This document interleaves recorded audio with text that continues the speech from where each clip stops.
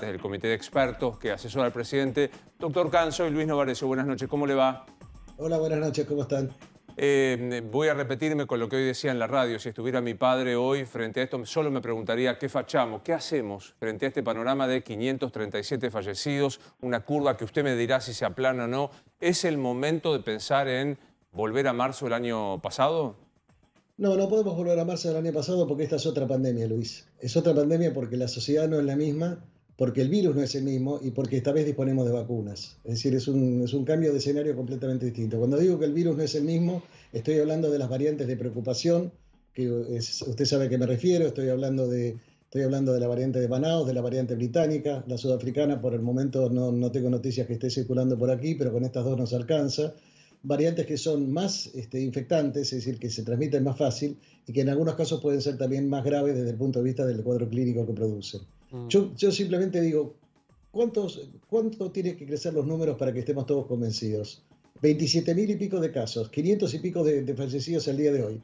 ¿Qué tenemos que esperar? ¿A 800, a 1.000, a 1.500 muertos, 2.000 muertos, como ha sucedido en otros países? ¿O realmente vamos a tomar conciencia todos juntos, desde las más altas autoridades hasta el último ciudadano, que estamos en una emergencia gravísima, con las camas de terapia intensiva que están rebosantes, que ya en muchos casos no se consiguen? Me consta que hay hospitales que están subdividiendo las cánulas de oxígeno porque no tienen suficientes fuentes de oxígeno, entonces de un mismo tubo salen dos cánulas como para atender a dos pacientes. Hay pacientes que han estado horas y horas esperando y en algunos casos días para poder ser internados. Bueno, no sé qué más necesitamos para convencernos que esta es una circunstancia muy grave y que realmente la única herramienta que tenemos, además de la vacuna, es cumplir con los protocolos y reducir la circulación de la gente. Si nosotros no reducimos la circulación, vamos a seguir creciendo en el número de casos y vamos a seguir lamentando el número de muertos. Yo estoy convencido con lo que usted está diciendo. Creo que ahí operan por lo menos dos factores para que no estemos todos así, unánimes con esta cuestión. Una cierta inconsciencia social, lo vamos a atribuir, no sé en qué porcentaje, y otro, y esencialmente, la pelea política que está nublando toda discusión. Digo, frente a los números discutimos, a mí me parece esto y a mí me parece lo contrario. La política, esto es muy grave. La pregunta concreta es cuando usted dice, si no reducimos la circulación social hoy, fines de abril, ¿qué significa? No transporte público, por eso yo decía, volvemos a marzo, cierre total de las escuelas. ¿Qué es hoy evitar la circulación? No lo sé, Luis, eso tenemos que valorar qué impacto tienen las medidas de restricción, porque ya estamos con medidas de restricción que se han impuesto hace pocos días. La restricción a la nocturnidad, que se está cumpliendo, por lo menos por lo que yo veo por mi barrio, después de las 8 de la noche prácticamente no circula nadie.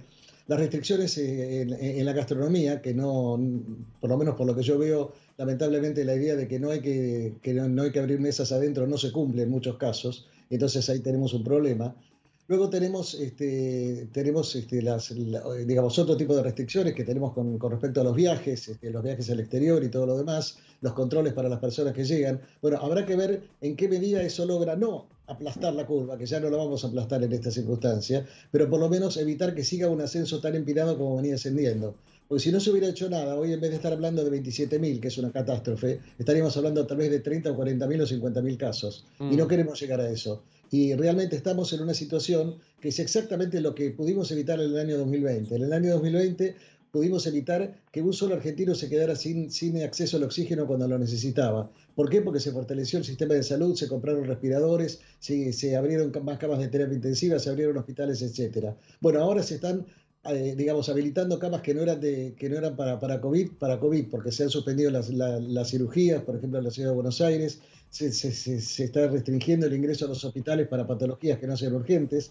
Bueno, pero eso tiene un límite, porque claro, además el personal de salud está muy fatigado, está trabajando 24/7 realmente en condiciones muy difíciles. Y usted no puede inventar terapistas. Usted puede llegar a comprar más respiradores si tiene el dinero. Lo que no puede es comprar terapistas. Totalmente. Doctor, le pido una pequeña interrupción porque hay una información urgente que llega a A24 y la presentamos de esta manera.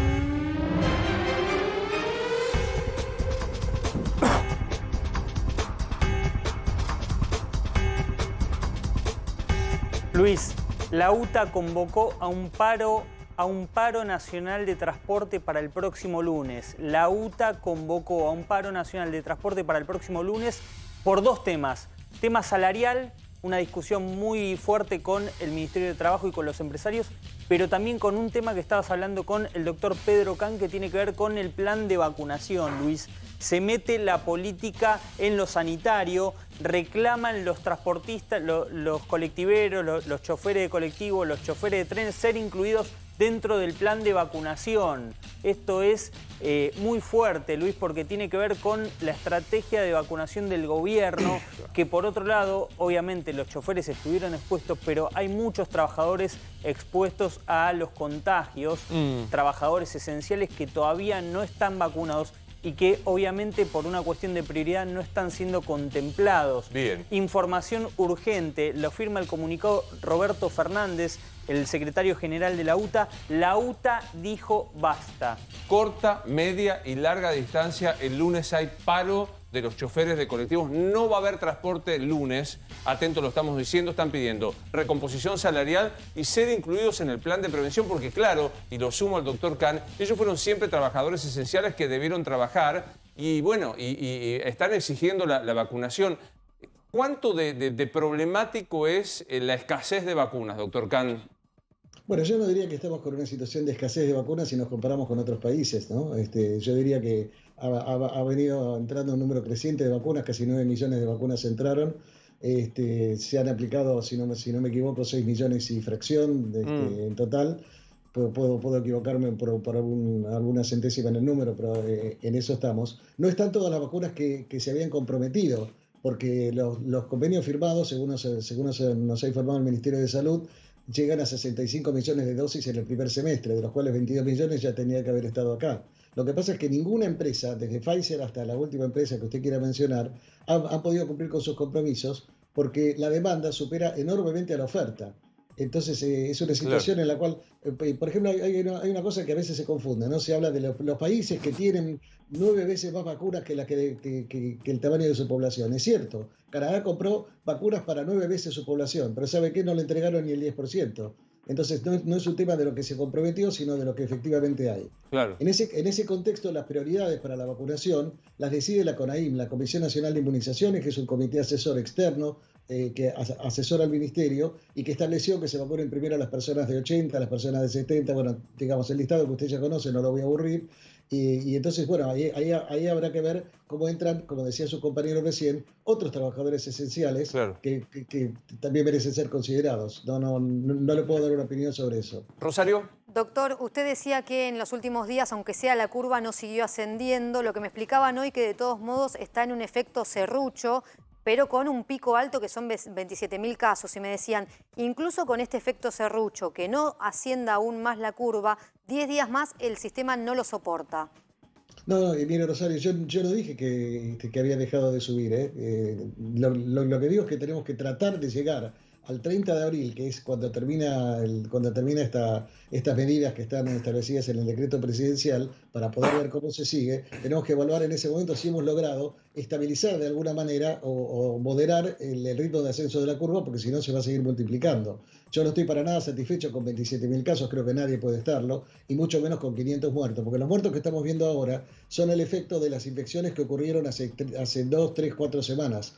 De modo tal que lo que tenemos que esperar es un número de muertos que siga igual o creciendo en los próximos días, salvo que logremos realmente hacer que la curva deje de crecer de esta manera y entonces claro, el impacto sobre la mortalidad se mitigue, ¿no? Martín.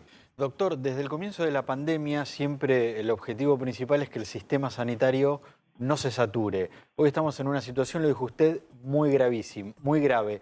Y vinculado al sistema sanitario hay una imagen que es terrible, pero que siempre se la ha planteado, que es la de la gente muriéndose en los pasillos de los hospitales. Hoy estamos cerca de vivir esa situación y si es así, ¿qué tan cerca estamos? No, bueno, a ver, hasta el momento no ha ocurrido por suerte. Estamos en riesgo de que eso ocurra. Yo no le puedo decir qué tan cerca estamos porque eso depende del crecimiento del número de casos. Es muy fácil de entender. Nosotros tenemos una torta grande que es el número el número de casos que ocurren cada día. De ese número de casos que ocurren cada día, hay un porcentaje que va a ser formas clínicas, digamos, moderadas. Un porcentaje menor que va a ser formas clínicas severas y un porcentaje menor aún que va a ser formas críticas. Esos son los que van a terapia intensiva. Si nosotros no logramos reducir el número de contagios, vamos a tener inevitablemente un número creciente de casos para un sistema que no es elástico por siempre. Es un sistema que tiene una cierta elasticidad, se están agregando camas, se está haciendo un esfuerzo en el sector privado, en el sector estatal, pero eso tiene un límite, como ustedes ya han comentado, ¿no? Doctor Khan, después de esta semana de nuevas restricciones, tal vez, como usted bien decía, con más controles, que se está viendo un cumplimiento incluso mayor, y viendo los casos, es cierto que falta todavía una semana de cumplimiento de estas nuevas medidas, pero ¿ustedes los que creen que tal vez hay un paso más para dar para justamente ponerle un freno al crecimiento de casos o cree que es mejor continuar así? Mire, yo vuelvo a insistir, no quiero hacer futurología.